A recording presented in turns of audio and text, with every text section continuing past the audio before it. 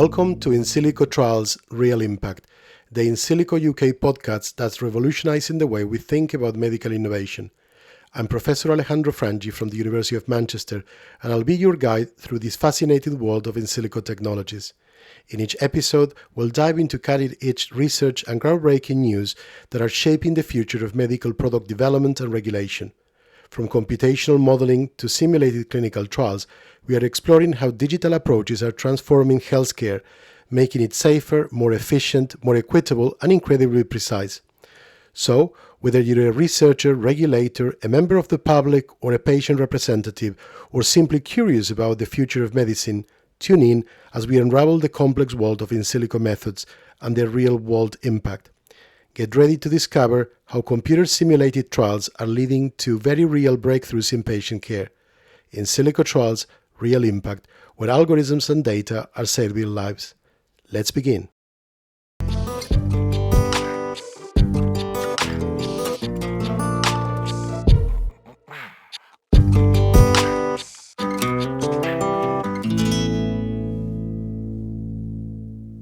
Welcome to the Deep Dive. Today we're going deep into in-silico trials. Oh, cool. It's this revolutionary approach that uses computer models to test drugs and medical devices. Like a simulation. Yeah, exactly. Like life-saving treatments could reach people years earlier, all thanks to simulations. That's amazing. I'm excited to learn more about this. Me too. We'll be diving deep into a consensus-based review by experts in the field. Okay. It was published in the IEEE Journal of Biomedical and Health Informatics. Wow. Sounds like a great source. It really is. It gives us a fascinating roadmap for how in-silico trials can, really revolutionize medicine. We're ready. Before we jump in, though, can you just explain what in-silico trials are and why they're such a game changer? Sure. Basically, in-silico trials involve creating virtual models of the human body. Oh, wow. Even specific organs. Okay. And using these models to test the effects of drugs and medical devices. So it's like running a clinical trial inside a computer. Yeah, exactly. Wow. So researchers can gather data and predict outcomes without actually involving, real patients or animals in those early stages. Exactly. That's and it amazing. aligns really well with that reduce, refine, replace framework that many researchers are embracing. Oh, right. I've heard of that.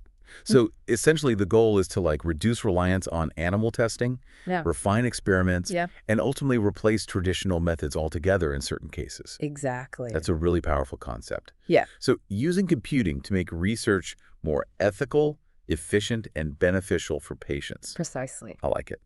And the review categorizes these in-silico trials using a 3x3 matrix. A matrix, huh? Yeah, but don't worry, we won't go full tech talk on you. Okay, good. It essentially shows how these simulations can be used at different stages of research, from early drug discovery to personalizing treatments for individual patients. That's what makes this approach so versatile.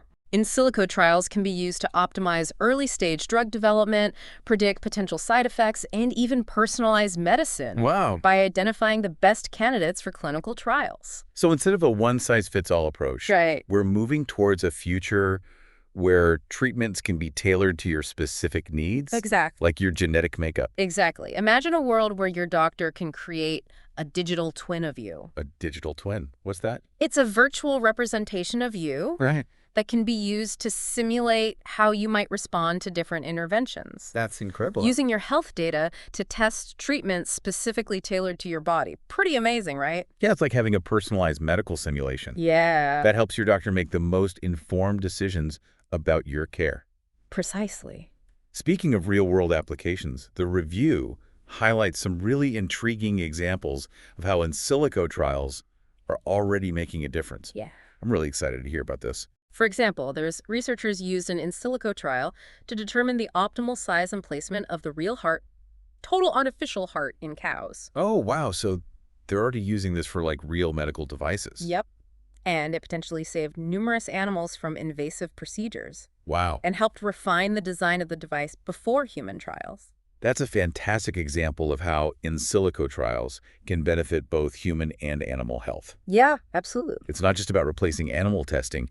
These simulations are also being used to improve the safety and efficacy of new drugs, right? Absolutely. Like, for instance, the development of a new treatment for cryptosporidiosis. Oh, okay. Researchers used in silico methods to optimize the drug's potency, potentially reducing the reliance on traditional lab tests that involve animals. Oh, so by simulating the drug's effects in a virtual environment, Yeah. researchers can refine its design and potentially minimize the need for animal testing. Exactly. That's amazing. Oh. And in some cases, in silico trials might even have the potential to replace certain phases of human testing, particularly for lower-risk medical devices. Yeah, there's even research exploring the possibility of replacing some phase 2 clinical trials. Hold on, replacing phase 2 trials?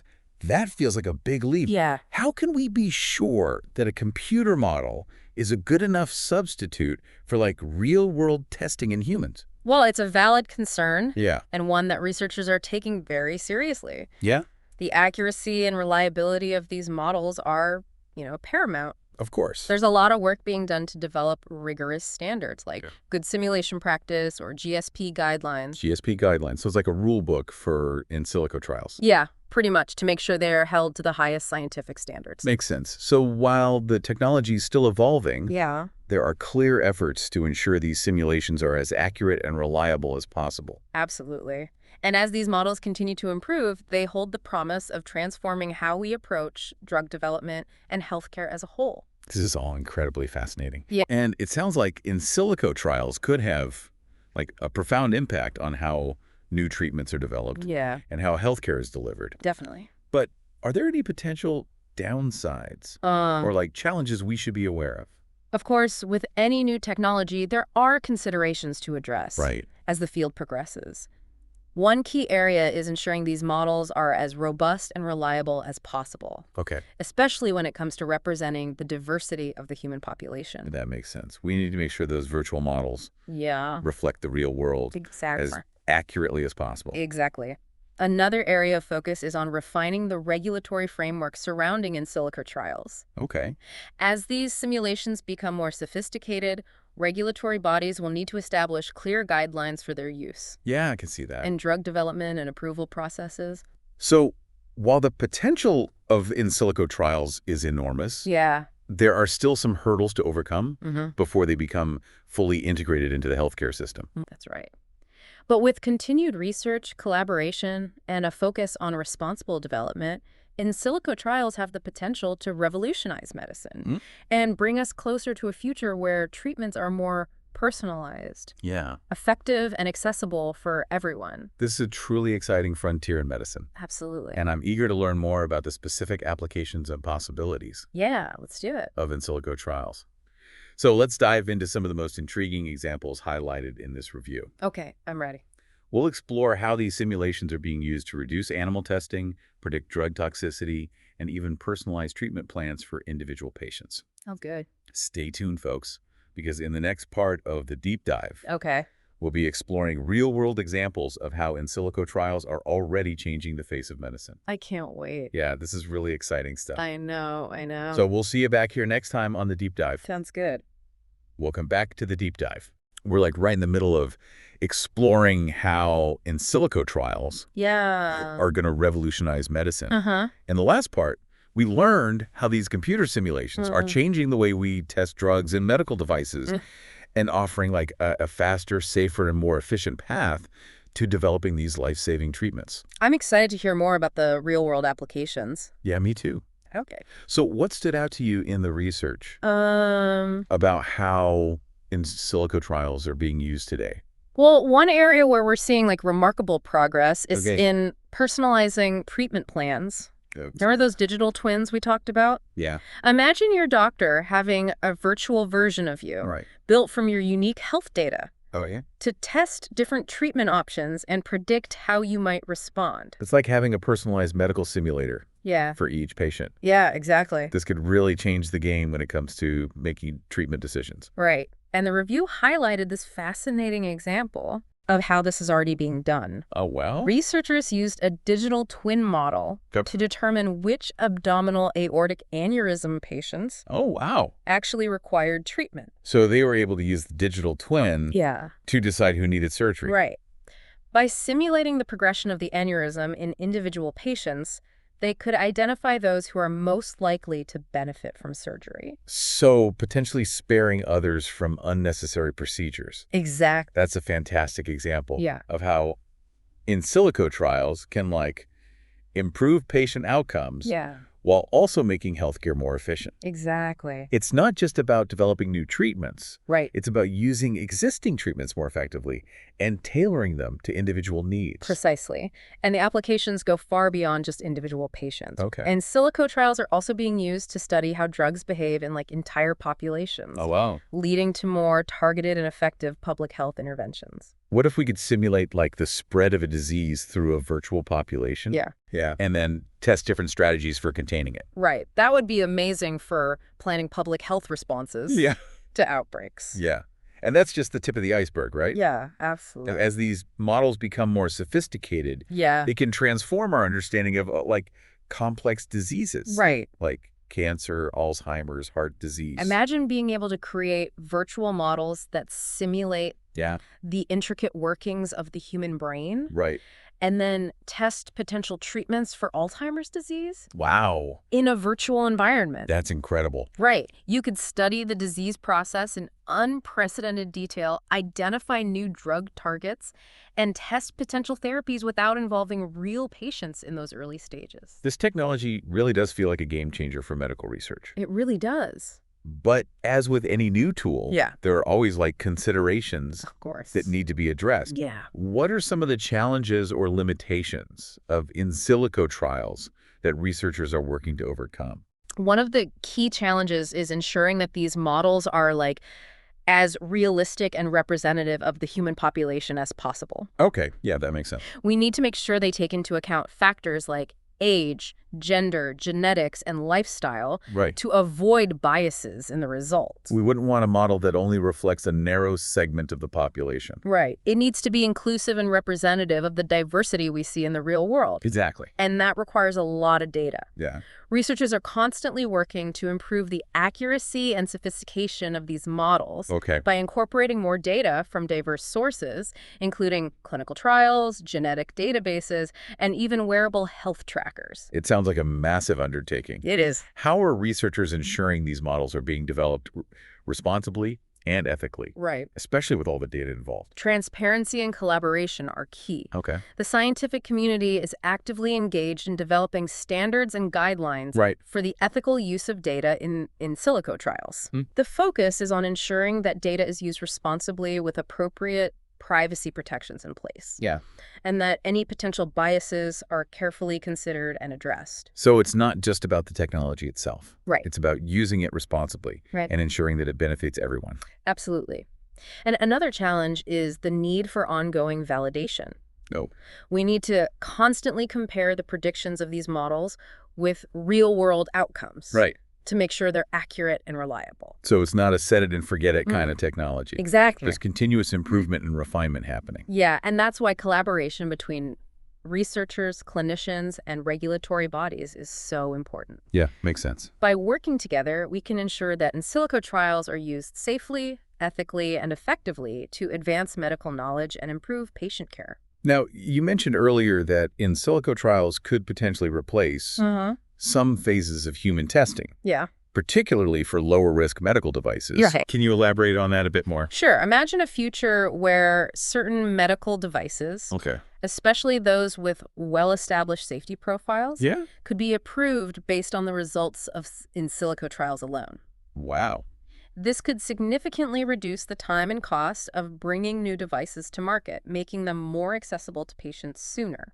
That sounds promising, but wouldn't that raise some safety concerns? Sure. How can we be absolutely sure Well, that a virtual test yeah. is a good enough substitute? It's all about balancing innovation with patient safety. Right. As I mentioned earlier, rigorous validation is crucial. Of course. Researchers are developing sophisticated methods Okay. to ensure that these virtual tests accurately reflect how a device would perform in a real human body. So while there's still work to be done, Yeah. it's clear that in silico trials have the potential to revolutionize the way we develop and test medical devices. Yeah, potentially leading to faster access to life-saving technologies. That's right. And it's not just about medical devices. As these models become more sophisticated, Yeah. there's even research exploring the possibility of replacing some phase 2 clinical trials for certain drugs. Exactly, especially those with well-understood mechanisms of action. Wait, so we could be talking about a future where some drugs are approved Yeah. without ever being tested on humans?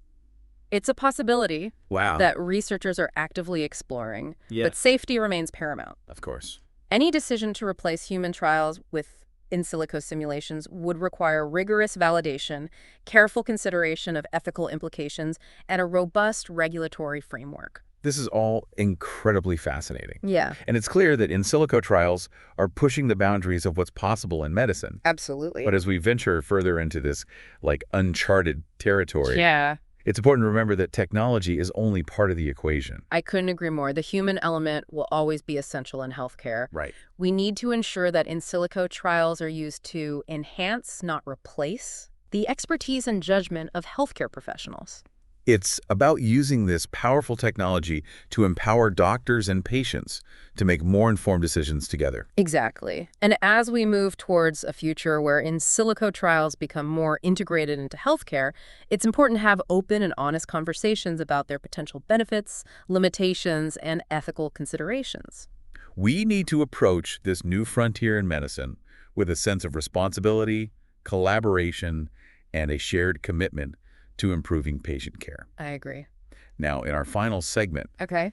you've hinted at some pretty mind-blowing possibilities Yeah. for in silico trials. Uh-huh. Things that might sound like science fiction, Yes. but are actually within the realm of possibility. That's right. We'll be exploring how in silico trials could revolutionize our understanding of complex diseases, Okay. lead to the development of personalized organs, and potentially even change the very definition of what it means to be healthy. Stay tuned, because in the final part of the deep dive, Okay. we'll be venturing into the future of medicine and exploring the truly transformative potential of in silico trials.